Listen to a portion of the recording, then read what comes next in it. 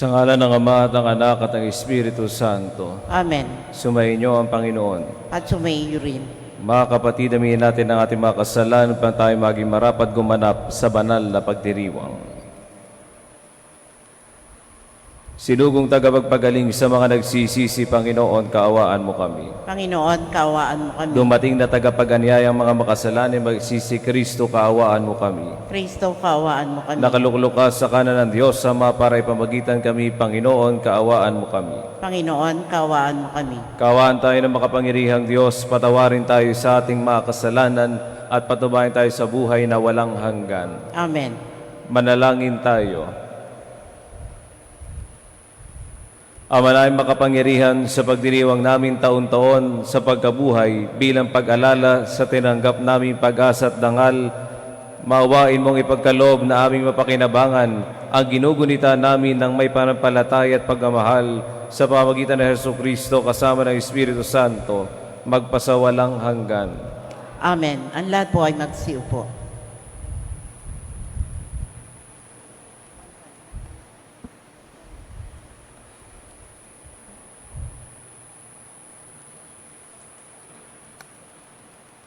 Pagbasa mula sa mga gawa ng mga apostol. Noong mga araw na iyon, inggit na inggit ang pinakapunong saserdote at ang mga kasamahan niya sa kaanib na sekta ng mga Saduseyo. Kaya't kumilos sila, dinakip nila ang mga apostol at ibinilanggo. Ngunit kinagabihay binuksan ng anghel. Ngunit kinabukas ay binuksan ng anghel ng Panginoon ang bilangguan at inilabas ang mga apostol. Sinabi nito sa kanila, pumaroon kayo sa templo at mangaral tungkol sa bagong pamumuhay na ito. Sumunod naman ang mga apostol, kaya't nang magbubukang liwayway, pumasok sila sa templo at nagturo. Nang dumating ang pinakapunong saserdote at ang mga kasama niya, tinawag nila ang lahat ng matatanda ng Israel sa pulong ng buong Sanhedrin. Ipinakuha nila sa bilangguan ang mga apostol. Ngunit pagdating doon ng mga bantay, wala na ang mga iyon. Kaya't nagbalik sila sa Sanhedrin at ganito ang ulat. Nakita po namin na nakasusing mabuti ang bilangguan at nakatayo ang mga bantay. Ngunit nang buksan namin, wala kaming nakitang tao sa loob. Nabahala ang mga punong saserdote at ang kapitan ng mga bantay sa templo nang marinig ito. At di nila maubos maisip kung ano ang nangyari sa mga apostol. Ngunit may dumating at nagbalita sa kanila, ang mga lalaking ikinulong ninyo ay naroon sa templo at nagtuturo sa mga tao. Kaya't ang kapitan ay pumunta sa templo kasama ang kanyang mga tauhan. Isinama nila ang mga apostol, ngunit hindi gumamit ng dahas dahil sa pangambang sila'y batuhin ng mga tao. Ang salita ng Diyos. Salamat sa Diyos.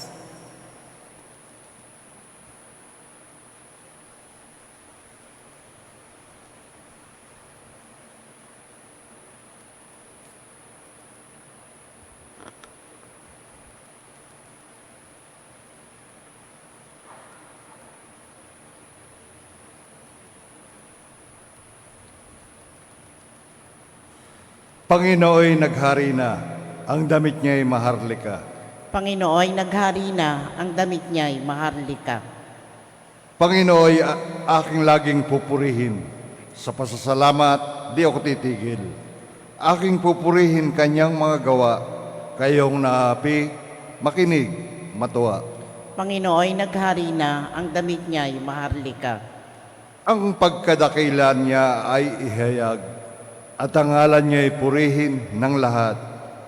Ang aking dalangin, dininig ng Diyos, nawala sa akin ang lahat kong takot. Panginoon, naghari na ang damit niya'y maharlika. Nagalak ang aping umasa sa Kanya, pagkat di nabigo ang pag-asa nila. Tumatawag sa Diyos ang walang pag-asa, sila'y niligtas sa hirap at dusa. Panginoon, naghari na ang damit niya'y maharlika.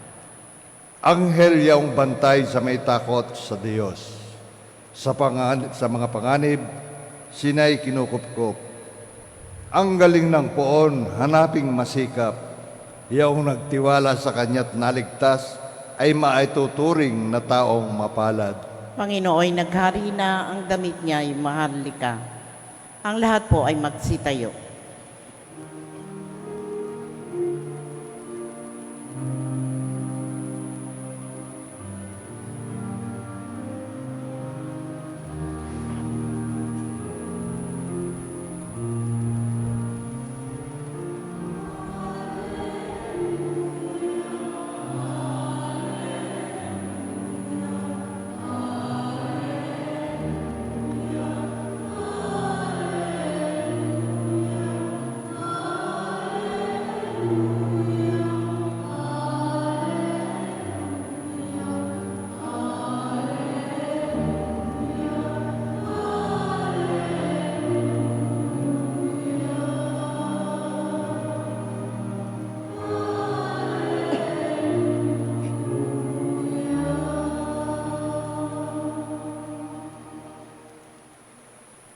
Sumainyo ang Panginoon. At sumayo Ang rin. abuting balita ng Panginoon ayon kay San Juan. Papuri sa iyo, Panginoon. Gayon na lamang ang pag-ibig ng Diyos sa libutan, kaya ibinigay niya ang kanyang bugtong na anak upang ang sumampalataya sa kanya ay hindi mapahamak, kundi magkaroon ng buhay na walang hanggan. Sapagkat sinugo ng Diyos ang kanyang anak hindi upang hatulang maparusahan ang sanlibutan, kundi upang iligtas ito sa pamagitan niya. Hindi hinahatulang maparusahan ang nananampalataya sa bugtong na anak ng Diyos, ngunit hinatulan ng parusahan ang hindi nananampalataya sa Kanya. Hinatulan sila sapagkat naparito sa sanlibutan ng ilaw, ngunit inibig pa ng mga tao ang dilim kaysa liwanag, sapagkat masama ang kanilang mga gawa. Ang gumagawa ng masama ay ayaw sa ilaw at hindi lumalapit dito upang hindi mahayag ang kanyang mga gawa. Ngunit ang namumuhay sa katotohanan ay lumalapit sa ilaw, sa gayon nahahayag na ang kanyang mga ginagawa ay pagsunod sa Diyos. Ang mabuting balita ng Panginoon. Pinupuri ka namin, Panginoong Heso Kristo. Ang lahat po ay magsiupo. Noong ako ho ay hindi pa pari at nasa sekundarya, inabutan ako ng aking tatay ng doorknob. Sabi niya sa akin, "Tutoy, palitan mo ang doorknob ng pinto, yung doorknob sa pinto ng iyong kapatid." Inabot niya lang sa akin ang doorknob, hindi niya sinabi sa akin kung paano yun gamitin. Hindi naman niya ako tinuruan. Pero napalitan ko ng matagumpay yung doorknob. Kaya nung minsan dito sa katedral, may nasirang doorknob, ako yung nagpabili. At nung papalitan ko ng doorknob, sabi sa akin nung nasa kwarto, "Marunong po kayong magpalit niyan?" Sabi ko, "Anong banding ang nangyari sa inyo ng tatay mo at hindi ka marunong magpalit ng doorknob?" Alam ng Diyos kung ano ang ipapagawa sa iyo. At kapag may ibinigay sa iyo ang Diyos, sigurado kayang-kaya mo. Kaya nga sa mabuting balita, ang sabi, ganun na lamang ang pag-ibig ng Diyos sa libutan, kaya ibinigay niya ang kanyang bugtong na anak. Alam ng Diyos Ama na kaya ng Diyos Anak na iligtas ang sanlibutan. Alam ng Diyos ang ipapadala sa iyo at alam niya na kakayanin mo. Kung pumunta ka sa simbahan upang magreklamo sa Diyos dahil sa bagong problema na dumating sa iyo, mali ang iyong pagpasok. Sapagkat sa pagpasok mo dito, dapat alam mo Makita mo pa lamang ang Panginoon mula dun sa labas. Yung problema na dinadala mo, mararamdaman mo na kaya mo. Dahil ganun na lamang ang pagmamahal ng Diyos, ang kanyang pag-ibig sa atin na ibinigay niya ang kanyang bugtong na anak. Ang kanyang pag-ibig ay para sa kaligtasan ng lahat at yung problemang mong iyan na dinadala ngayon ay para sa iyong kapakanan at kaligtasan. Kaya sana sa bawat problema, sa bawat dinadala, magpasalamat ka dahil alam ng Diyos na kaya mo pala.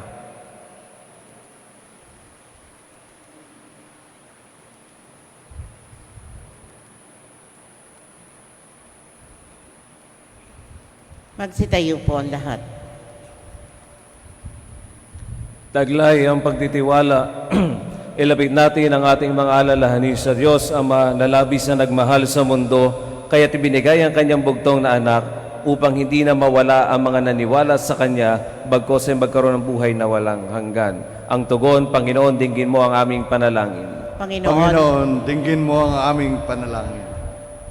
Ang simbahan naway laging maging buhay na tanda ng pag-ibig at habag ng Diyos sa mga panahon ng kadiliman at kawalan ng pag-asa. Manalangin tayo sa Panginoon. Panginoon, dinggin mo ang aming panalangin. Sa ating pamumuhay, naway maipadama natin sa kapwa ang pag-ibig ng Diyos sa pamamagitan ng ating mga ginagawa. Manalangin tayo sa Panginoon. Panginoon, dinggin mo ang aming panalangin. Ang pag-ibig ng Diyos naway maghatid ng kapayapaan sa ating mga puso at pagkakasundo ng lahat. Manalangin tayo sa Panginoon. Panginoon, dinggin mo ang aming panalangin. Ang mga may sakit at mga nagdurusa, naway makaunawa na mahal sila ng Diyos sa pamamagitan ng pangangalaga at pagkalinga ng kanilang pamilya at mga kapatid. Manalangin tayo sa Panginoon. Panginoon, dinggin mo ang aming panalangin. Ang mga mahal natin sa buhay na namayapa na, naway makabahagi sa kalulahatian ng muling pagkabuhay. Manalangin tayo sa Panginoon. Panginoon, dinggin mo ang aming panalangin.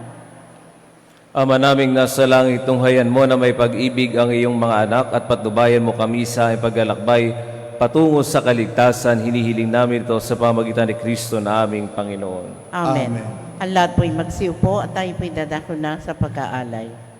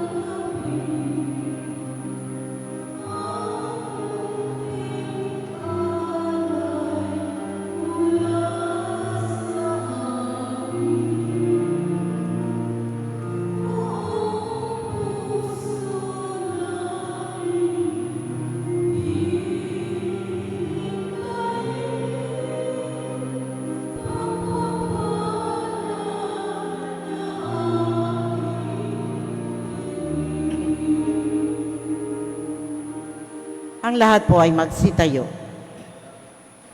Manalangin kayo mga kapatid upang paghain natin ay kalugdan ng Diyos amang makapangyarihan. Tanggapin nawa ng Panginoon itong paghahain sa iyong mga kamay, sa kapurihan niya at karangalan sa ating kapakinabangan at sa buong sambayanan niyang banal.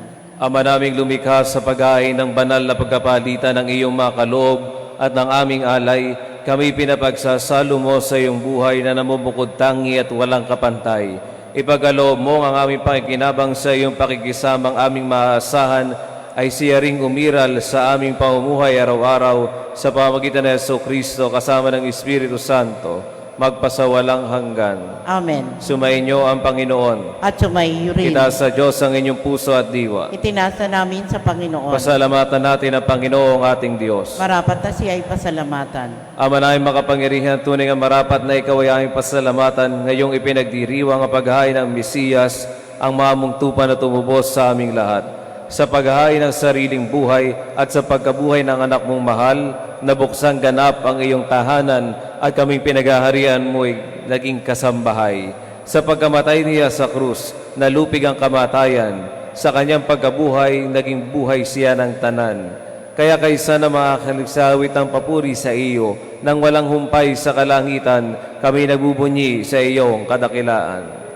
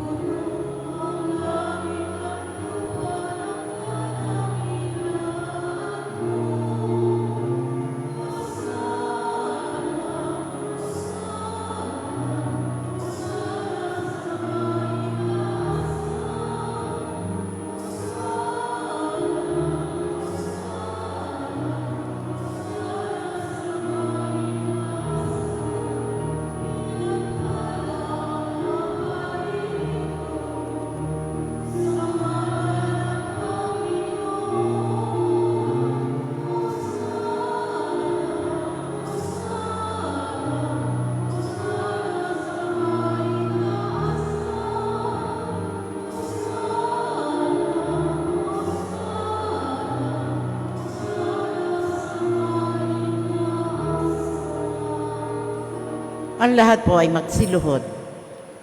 Ama naming banal, ikaw ang bukal ng tanang kabanalan, kaya't sa pamagitan na iyong Espiritu gawing banal ang mga kaloob na ito upang para sa ay maging katawan at dugo ng aming Panginoong Hesukristo.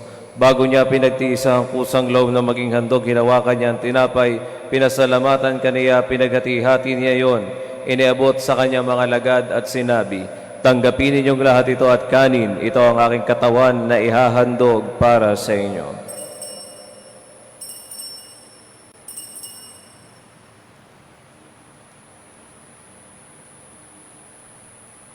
Gayon din naman nung matapos ang hapunan, hinawakan niya ang kalis, muli kanyang pinasalamatan. Iniabot niya ang kalis sa kanyang mga lagad at sinabi, "Tanggapin ninyong lahat ito at inumin. Ito ang kalis ng aking dugo, ng bago at walang hanggang tipan. Ang aking dugo na ibubuhos para sa inyo at para sa lahat sa kapagpatawad ng mga kasalanan. Gawin ninyo ito sa pag-alala sa akin."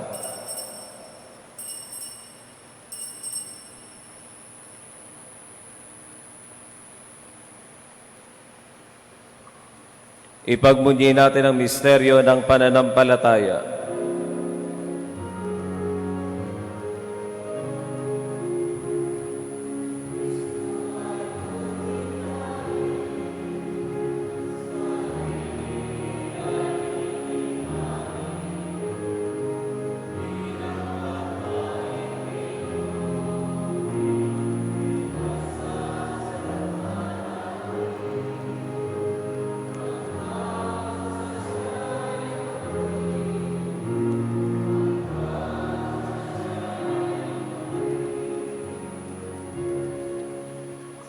Ama, ginagawa namin ngayon pag-alala sa pagkamatay at muling pagkabuhay ng iyong anak, kaya tiniaalay namin sa iyo ang tinapay na ibigay buhay at ang kalis sa kakaloob ng kaligtasan. Kami nagpapasalamat dahil kami iyong minarapat tumayo sa harap mo para maglingkod sa iyo. Isinasamo namin kami magsasalo-salo sa katawan at dugo ni Kristo ay mabuklod sa pagkakaisa sa pamamagitan ng Espiritu Santo. Ama, lingapin mo yung simbahang laganap sa buong daigdig. Pususin mo kami sa pag-ibig kaisa ni Francisco naming Papa at ni Melry naming Obispo at ng Tanang Kaparian. Alalahanin mo rin ang mga kapatid naming nahimlay na may pag-asa sila'y muling uubuhay. Gayon din ang lahat ng mga pumanaw Kaawaan mo sila at patuloyin sa iyong kaliwanagan. Kaawaan mo at pagidapati kaming lahat na makasalo sa iyong buhay na walang wakas. Kaysa na mahal na Birheng Maria na ina ng Diyos, kaysa ni San Jose na kanyang esposo, kaysa ng mga apostol at ang lahat ng mga banal na namuhay dito sa daigdig ng kalugod-lugod sa iyo, maipagdiwang nawa namin ang pagpupuri sa ikararangal mo sa pamagitan ng iyong anak na aming Panginoong Hesukristo. Sa pamamagitan ni Kristo, kasama niya at sa Kanya, ang lahat ng parangal at papuri ay sa iyo, Diyos amang makapangyarihan kasama ng Espiritu Santo, magpasawalang hanggan.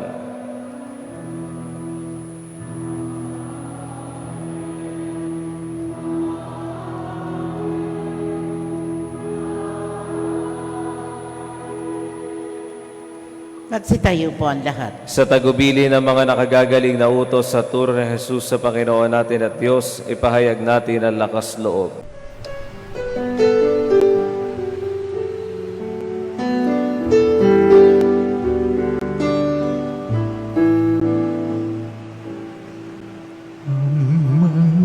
namin sumasalangit ka, sambahin ang ngalan mo, mapasamin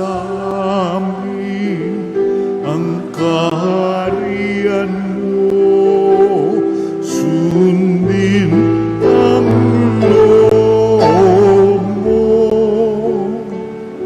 dito sa lupa para ng sa langit.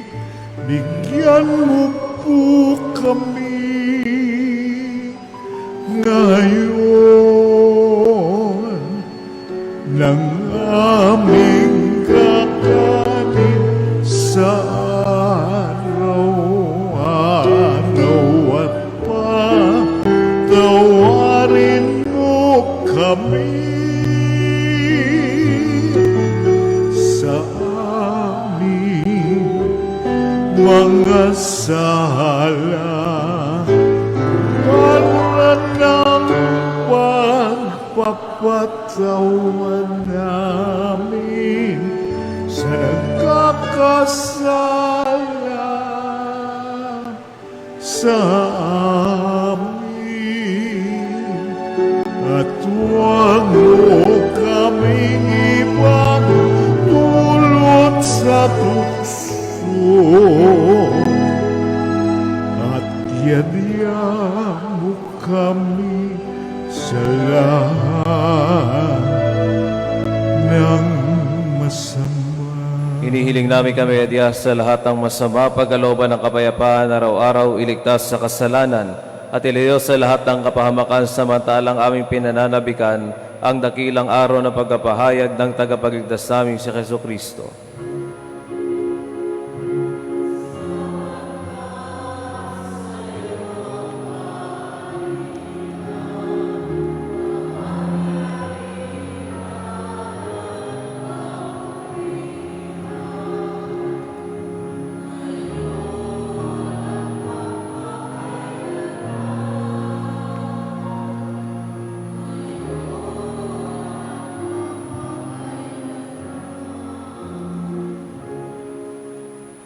Panginoong Jesucristo, sirahin mo sa iyong mga apostol, kapayapaan ang iniiwan ko sa inyo, ang aking kapayapaan ang ibinibigay ko sa inyo. Tunghayan mo ang aming pananampalataya at huwag ang aming pagkakasala. Pagkalooban mo kami ng kapayapaan at pagkakaisa ayos sa iyong kalooban, kasama ng Espiritu Santo magpasawalang hanggan. Amen. Ang kapayapaan ng Panginoon ay laging sumainyo. At sumainyo rin. Pagbigayan kayo ng kapayapaan sa isa't isa.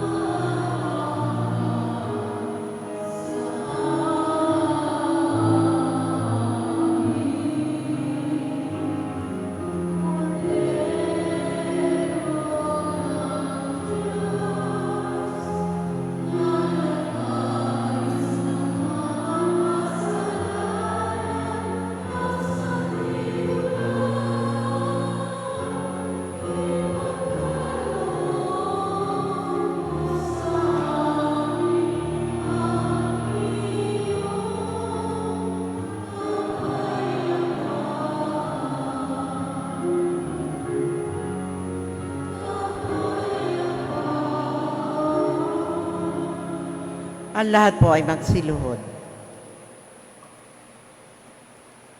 Ito ang kordero ng Diyos, ito nag-aalis sa mga kasalanan sa libutan. Mapalad ang mga inaanyayahan sa kanyang piging. Panginoon, hindi ako karapat-dapat na magpatuloy sa iyo. Ngunit sa isang salita mo lamang ay gagaling na ako.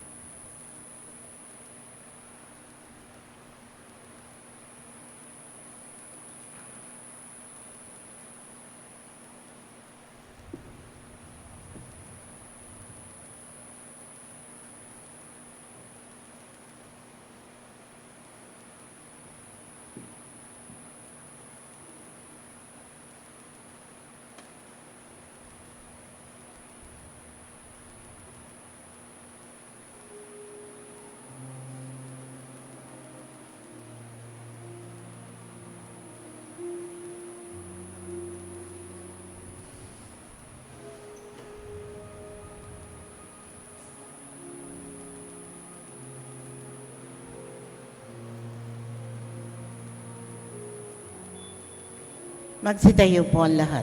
Manalangin tayo.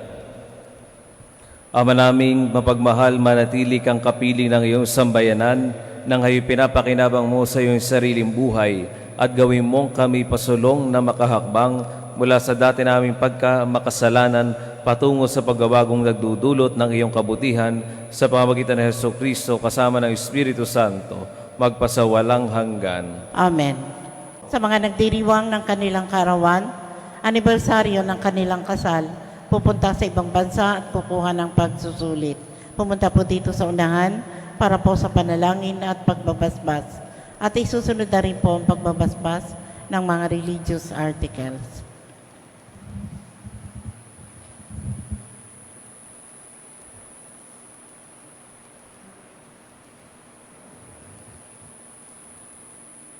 Ama namin pagmahal sa'yo, nagmumula lahat ng mabuting bagay. Hinihili namin basasan mo ay mga kapatid, nagdiriwang ng karawan, anibersaryo ng kasal, nakatakdang mga ibang bansa sa ilalim sa pagsusulit.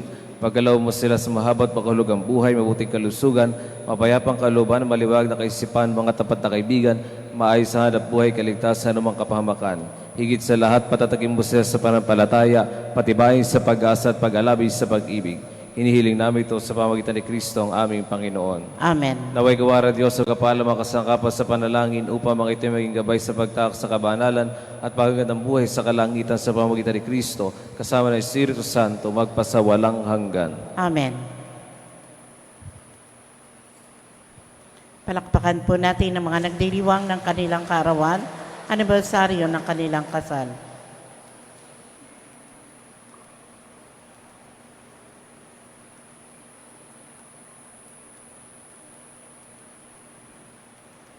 Magsitayo na po ang lahat.